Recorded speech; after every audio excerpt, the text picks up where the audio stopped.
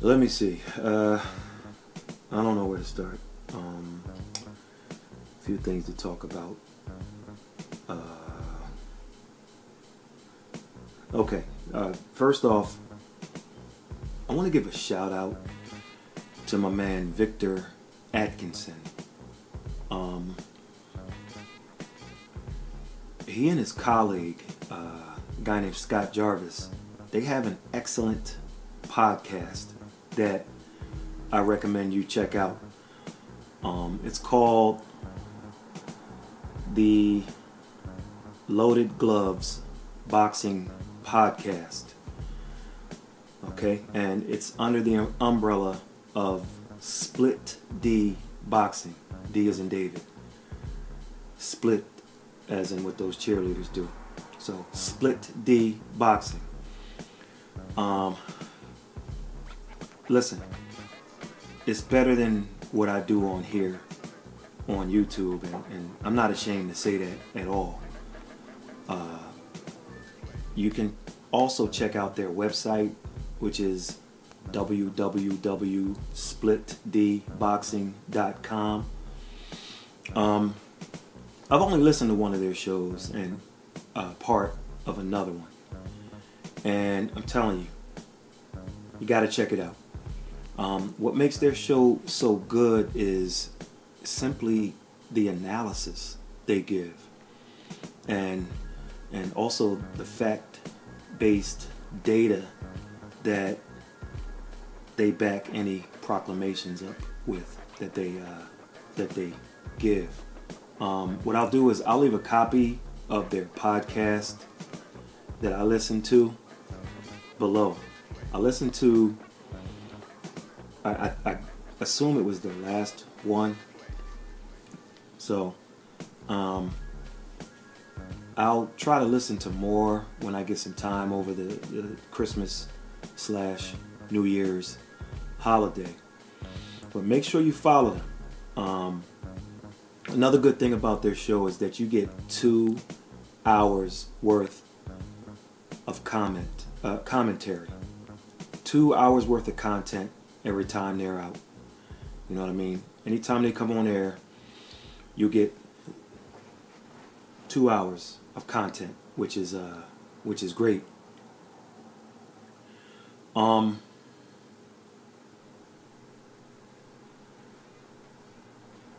I'm going to leave a link below to their episode 9, where they talk about Loma versus Rigo.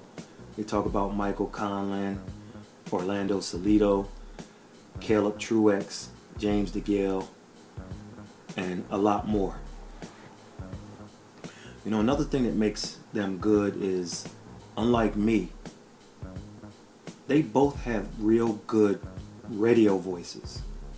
Trust me. I mean, that having a good radio voice, that definitely makes for good listening. So it's a fantastic show.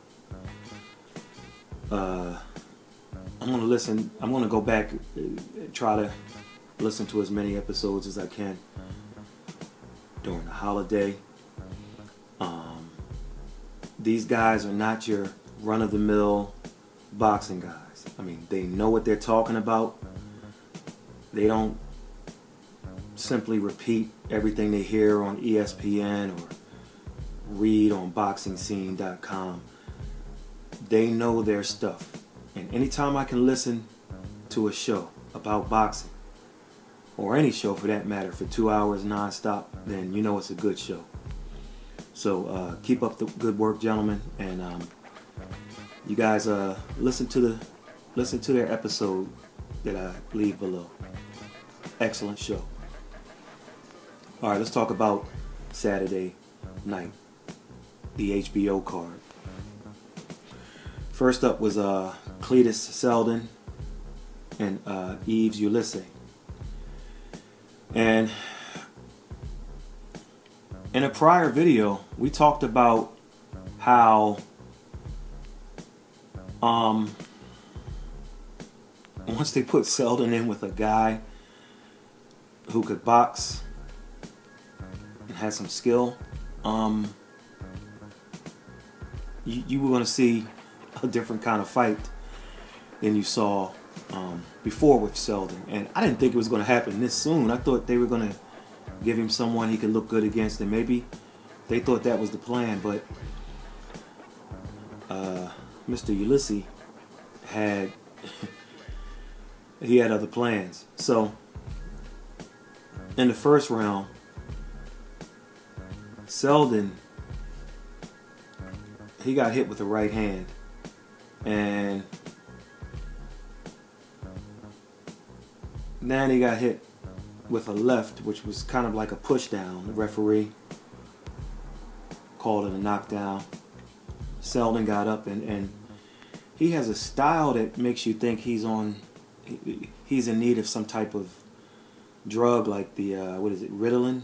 I think that's what they had for kind of like hyper acting people. I could be wrong, but you get my point. So got up, survived the end of the first. Did anybody see the end of the first round where Selden kind of heard the 10-second clap, and he just started walking to his corner like, okay, you got that round. So he just walked to his corner like he didn't care about the final few seconds.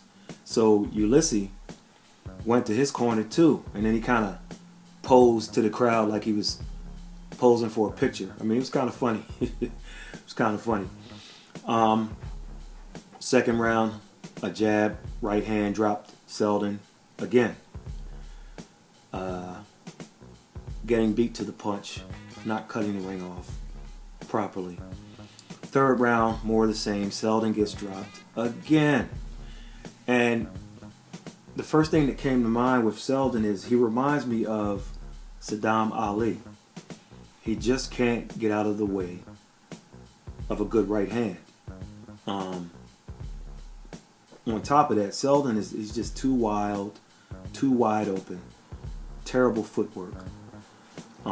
Fourth round, same thing.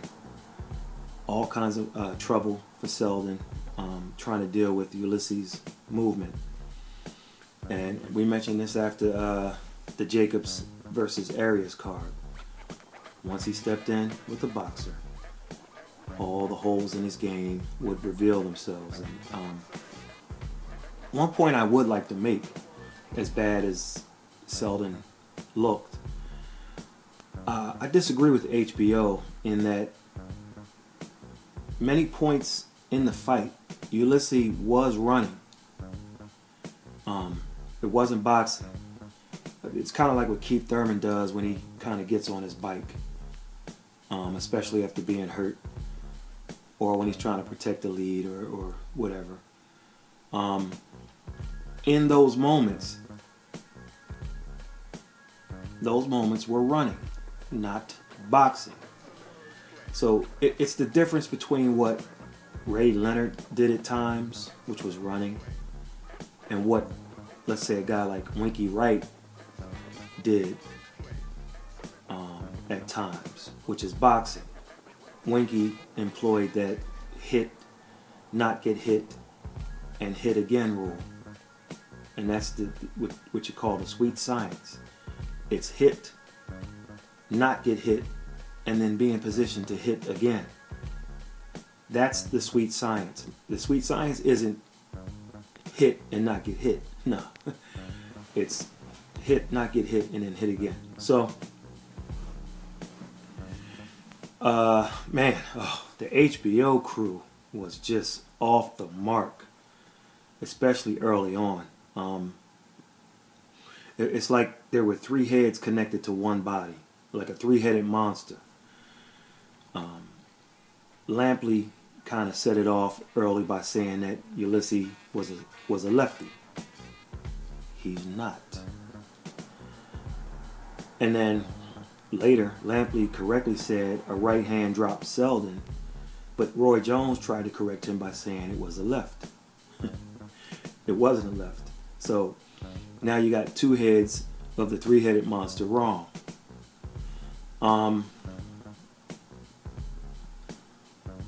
Then Max Kellerman chimed in. He talked about one fighter early on, but he was actually referring to the other guy. Now, I'll give Max a pass, but because he knew what he was talking about, he just inadvertently said the other guy's name. But as for Roy, this isn't the first or even the third time I've heard him get his right and his left mixed up. So, and listen, don't think these guys, don't think they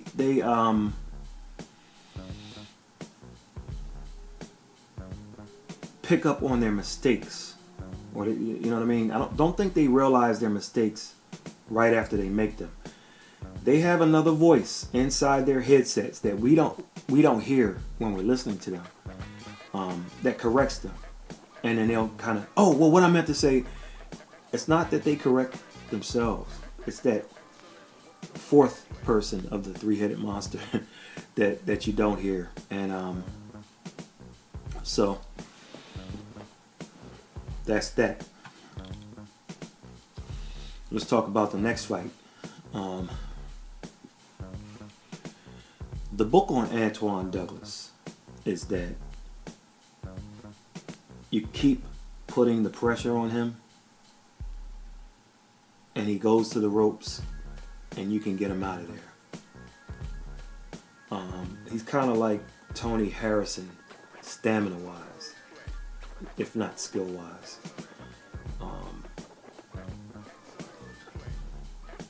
The fight that he had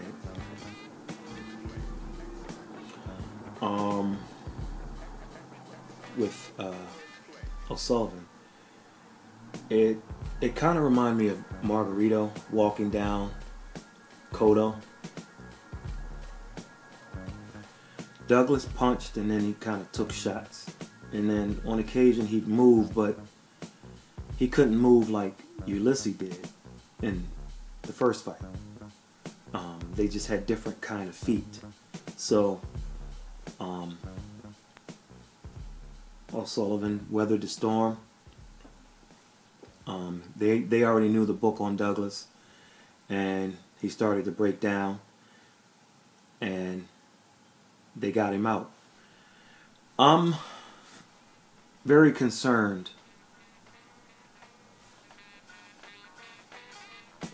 with Antoine Douglas. I might have said Omar Douglas. I'm sorry if I did, but I'm very concerned with Antoine Douglas.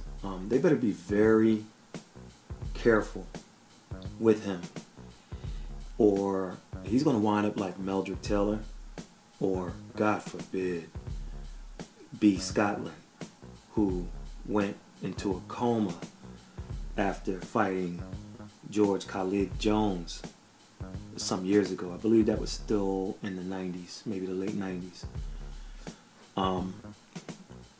Something about Roy Jones picked up on it, but it may have been before Jones picked up on it. Something just isn't right. Just doesn't seem right with Douglas. And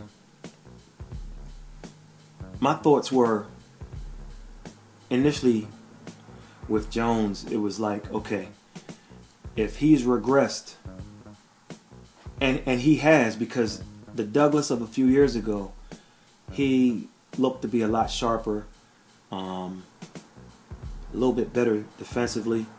However, you have to, and he was a strong amateur, so it's a bit surprising, but it happens. It happens often. But with my initial thoughts were, well, maybe he can switch trainers, because obviously if you get to the point where a guy's taking you as far as you could, as far as he can, and then people look at your skills and say, okay, he's still young, he's 25, 26, what have you, but he's regressing and not progressing, well, there's a problem. But as I look into, as I saw some of the replays, and even without the replays, when the camera was on Douglas, and I looked into his eyes. Something's not right, and something. It may be worse after.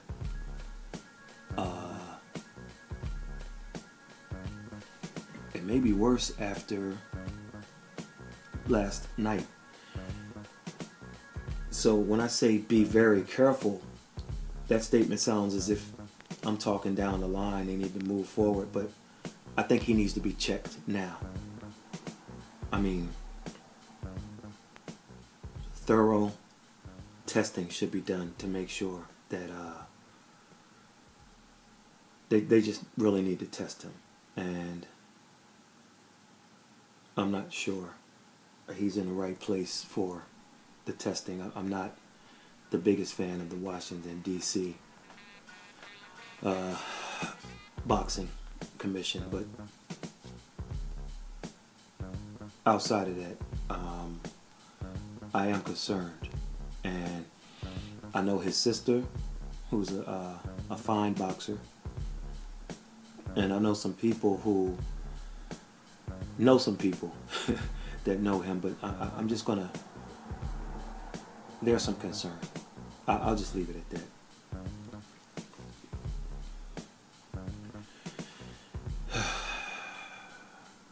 You know, sometimes people overanalyze fights instead of just going with their initial synopsis. My official pick was Billy Joe Saunders by decision. Now, I don't have to share this story with anyone, but I'll do it anyway. I remember back when Lewis versus Tyson happened. I think it was like around 2000, 2001, something like that. Can't remember what year, but what I vividly remember is how all night they asked boxers and trainers and celebrities and whoever else who they thought would win the fight. And one person they asked was LL Cool J. And so Jay was overanalyzing the situation. And it happens to the best of us. What Jay was doing was he kept fighting with himself. He wanted to say Lennox Lewis was going to win, but he couldn't pull the trigger. So, and part of the reason is Jay is a New York guy, just like Tyson is. And he was fighting with what he thought would happen versus his hometown loyalty, as well as just the many knockouts over the years that he witnessed by his homeboy. You gotta understand, in one of his songs, I'm Bad, Mike Tyson was part of the lyrics. So that was his man at one point, until that Cannabis song came out. But that's beside the point. So he kind of kept flipping and saying, well, he thought Lewis would do this and then do that. And then he kind of switched and said, yeah, but Tyson has done this in the past and done that over the years. So, and it began to become over-analysis. So I didn't have to share this story because on the record, my pick was Saunders by unanimous decision. But, however, whatever, oh man, the afternoon of the fight, I did a little video analysis, and I specifically watched David Lemieux's 3-round destruction of Fernando Guerrero, who, like Saunders, is a southpaw. So I watched how Lemieux countered Guerrero's jab and caught him mostly every time he went out of position, whether throwing the jab or the aftermath. So Lemieux kind of cut him off as needed, and he countered him effectively by either throwing over the jab or catching him after the follow-through. And he dropped Guerrero numerous times.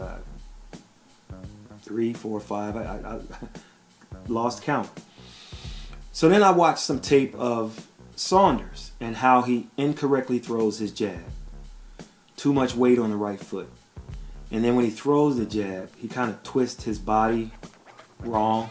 Kind of like the way, the same way that Erickson Lubin did in his fight with Jermell Charlo.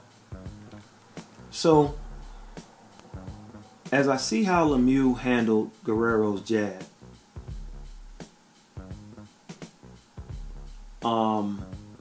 and then I saw how sloppy Saunders fell after throwing his jab, I wanted to change my pick. So I took, which I don't usually do. If I do it more than this. But I took one fight from each guy, and I began to, just like LL Cool J, I began to overanalyze how the fight would play. So that evening, close to fight time, I got a text from a buddy of mine named Dre Clark. And so Dre texted me, he asked me who I was taking. And I told him, well, you know what? I started to lean towards Lemieux. And then I texted him why I was leaning that way, which I kind of described to you guys.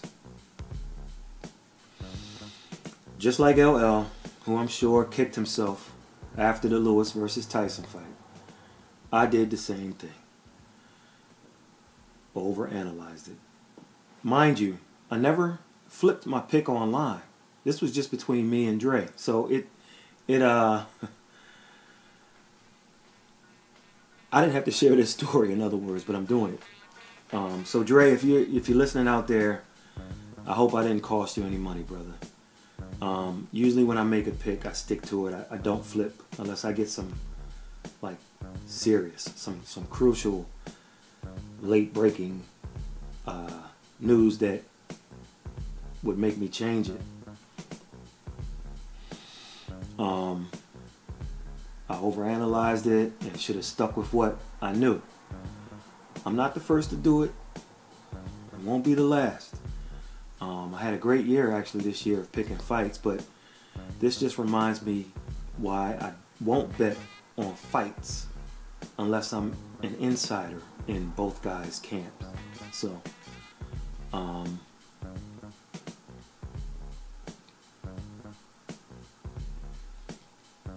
there you have it.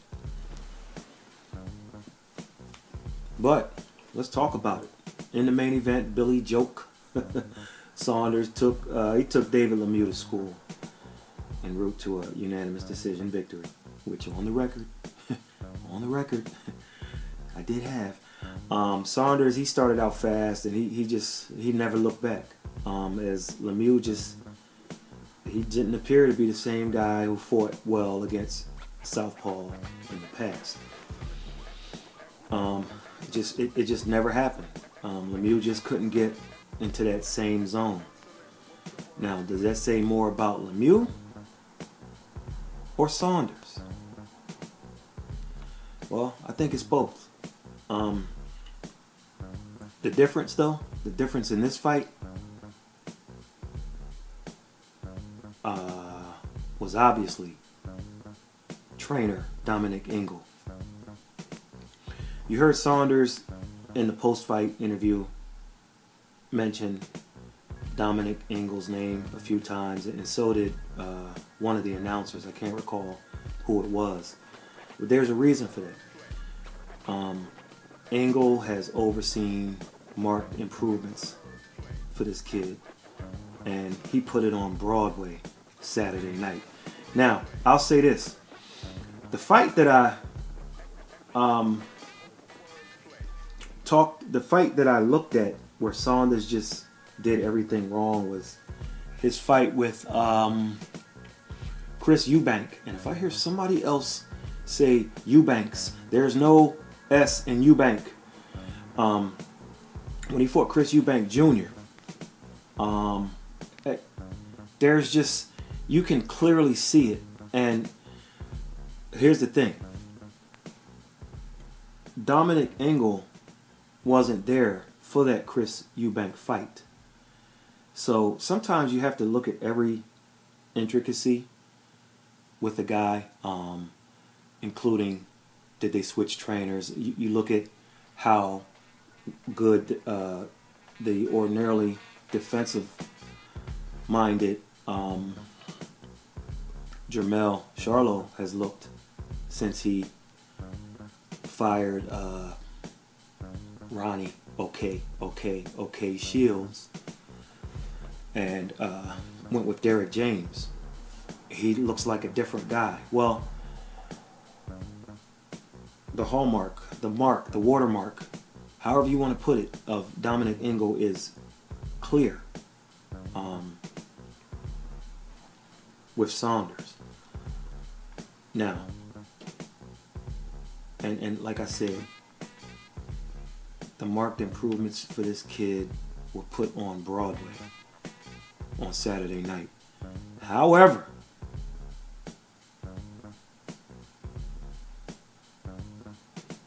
the jab that looks so beautiful to HBO announcers actually still has those same flaws to it.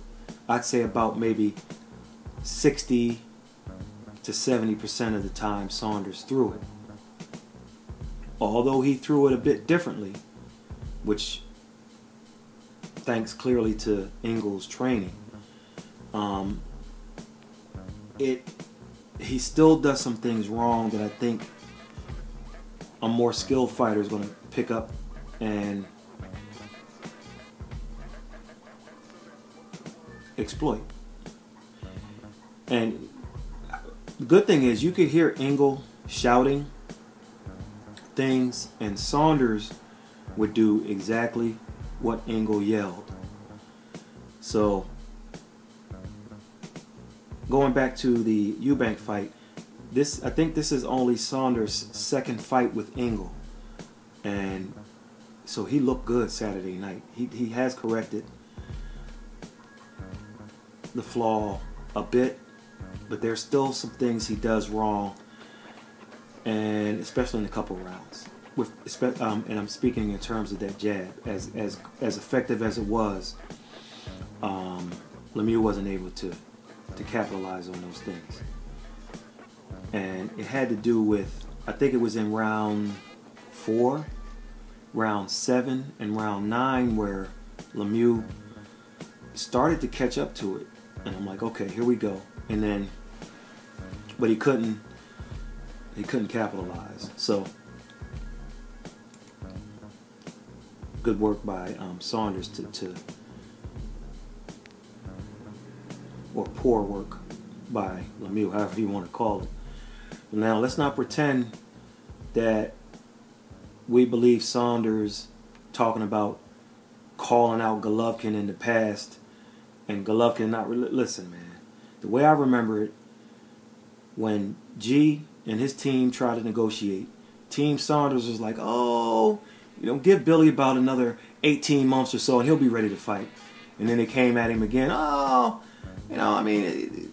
later it was like, maybe about 6 more months or 2 more fights and we'll be ready for Golovkin. And now it's like, I've called you out in the past, and come on, man, give me a break. Here's the translation. Let's wait until he gets old, or the sanctioning body forces it, and then we'll do it. Or, hopefully someone will knock Golovkin off and we don't have to deal with it at all. Well, now's the time. Listen, Golovkin isn't the same guy he was. So now maybe he'll get his shot if he beats Alvarez in the rematch. Or will he? Will he get his shot? The pimp game. The pimp game is in full effect. Now is the opportunity for Golden Boy to double cross Gennady Golovkin.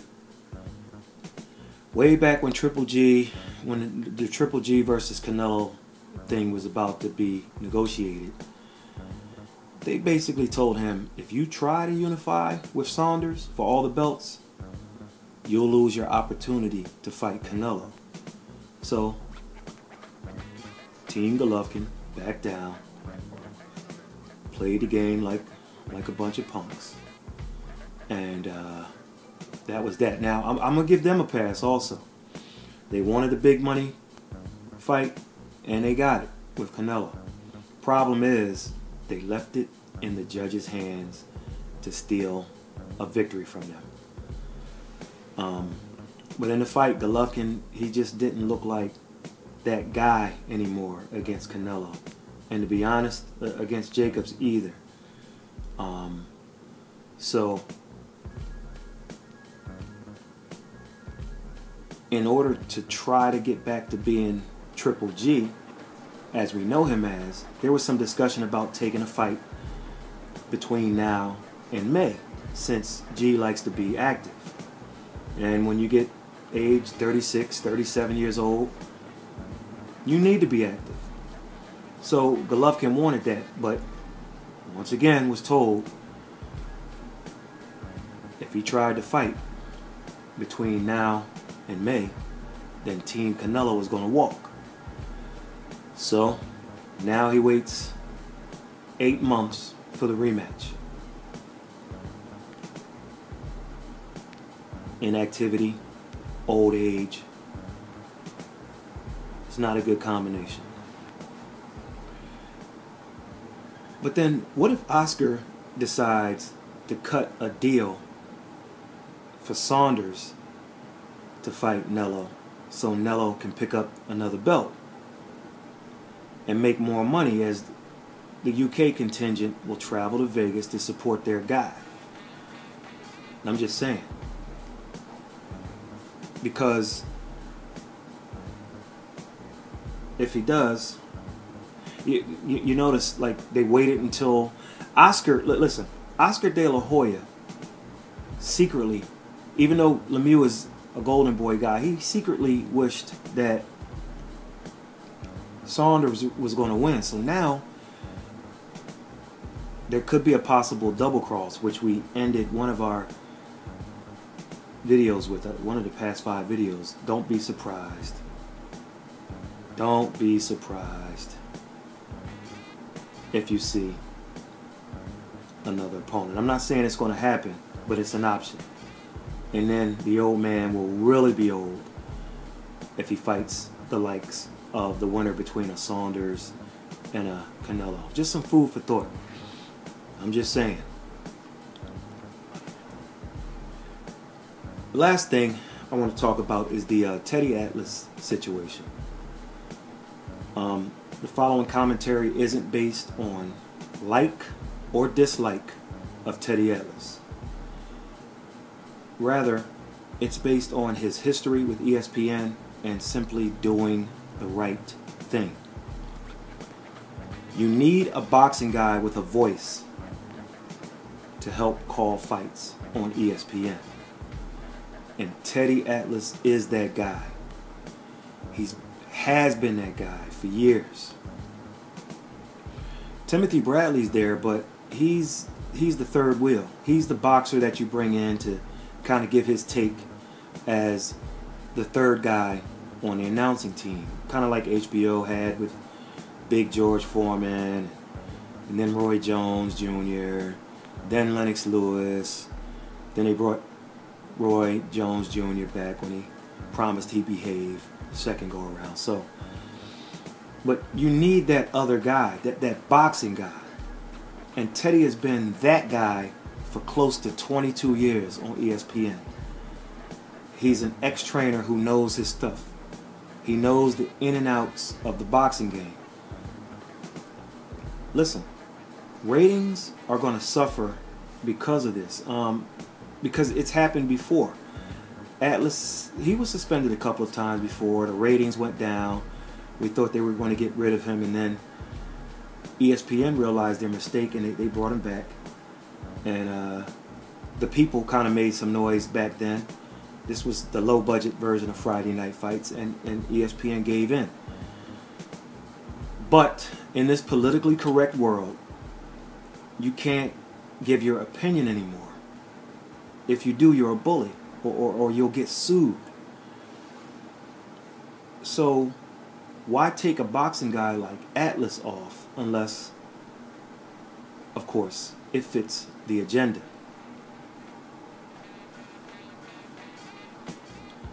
Teddy Atlas was taken off the air for doing exactly what he was hired for, to give his opinion. And he's like the Charles Barkley of ESPN. I'm talking about Charles back in the day, where you just kind of looked and said, okay, well, you know, that's Charles. Same with Teddy. That's Teddy. I mean, you know what you get when you're with him. But back in the day when Friday Night Fights came on, while my friends were partying, I would come to the party like 11:30 or midnight, because from 9 p.m. to 11 p.m. I'd watch Friday Night Fights. And I didn't really watch it for all the fights. I watched it for Teddy Atlas. I like to hear him go on his rants. So now they have him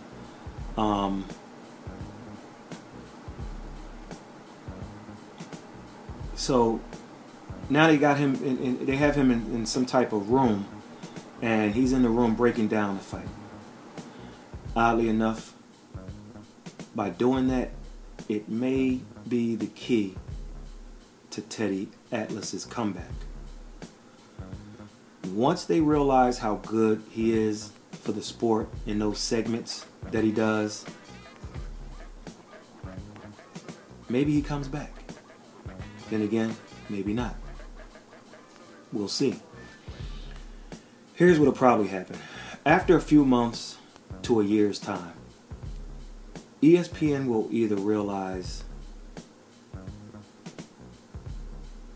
it was their mistake and that he should still be there, and they'll bring the teddy bear back, or the plan all along was to get him out of there, and then after the 3-year period, they won't have to renew his contract, and like they've done to so many ESPN employees. Now, while I think many of those employees needed to go, I also believe ESPN kept the wrong people in many cases at the expense of having better talent, all in the name of political correctness as well as political pressure. We'll catch you on the next one.